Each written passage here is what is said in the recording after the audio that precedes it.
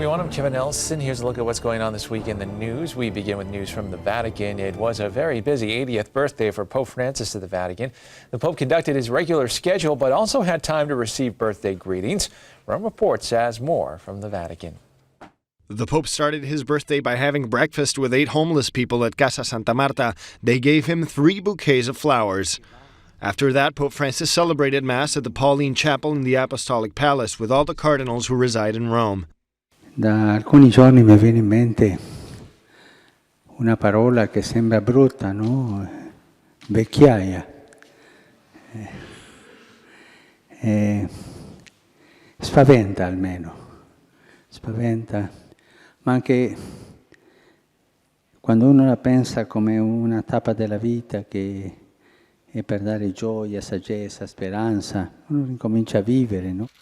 The Pope followed his regular schedule. In the morning, he met with the President of Malta, who gave him a basket of typical Maltese goods.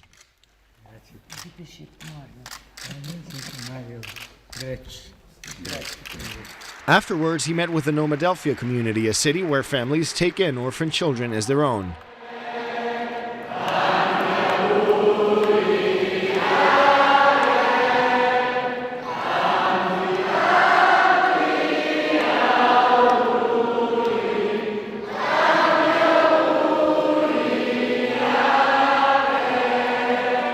They live as the first Christian communities of Jerusalem did. Their law is fraternity, there is no private property, and they share all their goods. And after that meeting with the community, the Pope then went on to talk with several inmates, guards, and personnel from a prison in Padua, Italy, via Skype. The Pope also received a birthday card and gifts from Pope Emeritus Benedict XVI, who had called him on the phone as well. And the Pope received 70,000 emails from all over the world through the addresses that the Vatican had set up for that purpose. Looking now at news from around the country, the U.S. Conference of Catholic Bishops has announced the establishment of a working group tasked with developing spiritual, pastoral, and policy advocacy support for immigrants and refugees.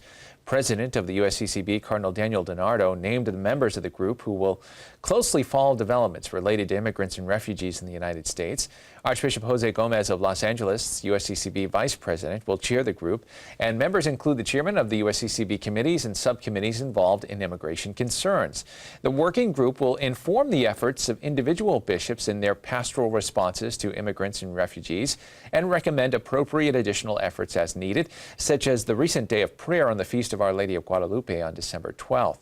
By the way, National Migration Week is coming up on the week of January 8th through the 14th.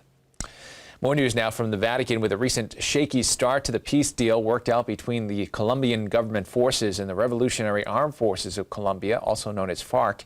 The Pope hosted both the president and the former president of the country to the Vatican to discuss the peace process moving forward. Rome Reports has more on the meeting. Pope Francis will go to Colombia when there is a final agreement for peace. This is what the Pope told Juan Manuel Santos in their meeting in the Vatican. The president received his Nobel Peace Prize in Oslo a few days ago and is now touring several countries in Europe to strengthen his country's diplomatic ties. The meeting with the Pope was one of his most important appointments.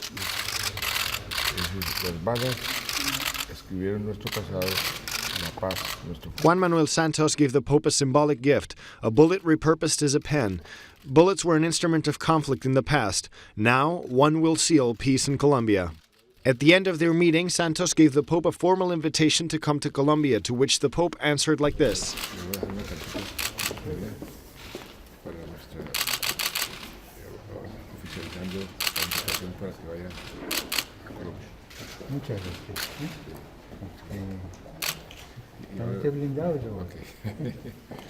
After that, the Pope met in private with the former Colombian president, Álvaro Uribe. He is a strong advocate against the peace treaty Santos is trying to get through. That is why the Pope meeting with both presidents is such a powerful image, a new attempt from the Pope to promote peace in the violence-stricken regions of the world. The Pope's intervention was crucial in preventing the United States and France from bombing Syria. He also was instrumental in the establishment of diplomatic relations between the United States and Cuba. The Vatican has also tried to push Venezuela in the right direction in their very complicated situation, and with this meeting, the Pope is trying to foster peace in Colombia. President Santos was recognized for his peace efforts with the Nobel Peace Prize, but he has faced staunch criticism for his concessions to FARC during the peace process. Voters rejected the first peace accord on October 2nd in a referendum that guaranteed guerrillas would not face jail time for their crimes and awarded them seats in Congress. A revised peace deal was signed November 24th and was sent to Congress for approval. The House of Representatives, where the president's governing coalition holds a majority, approved the plan November 30th. According to Colombia's National Center for Historical Memory, the Civil War is responsible for the deaths of more than 220,000 people between 1958 and 2013 and left countless missing or displaced. And finally in the news, the Vatican has confirmed that the Pope will go on a pilgrimage to the shrine of Our Lady of Fatima from May 12th through the 13th, 2017. The pilgrimage will mark the 100th anniversary of the Marian apparitions of Fatima, which began on May 13th, 1917, when 3 shepherd children reported seeing the Virgin Mary. The apparitions continued once a month until October 13, 1917, and later were declared worthy of belief by the Catholic Church. Pope Francis will be the 4th pontiff to visit the Marian shrine, following the footsteps of Blessed Paul VI, St. John Paul II, and Pope Benedict XVI.